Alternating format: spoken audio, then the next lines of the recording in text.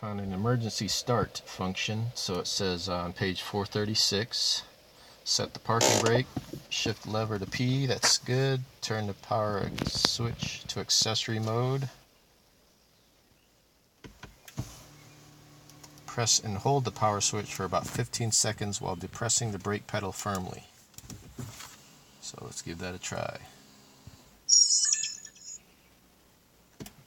1, 2, 3, 4, 5, 6, 7, 8, 9, 10, 11, 12, 13, 14, 15, 16, 17, 18, 19, so it doesn't say to do anything, so that didn't seem to work.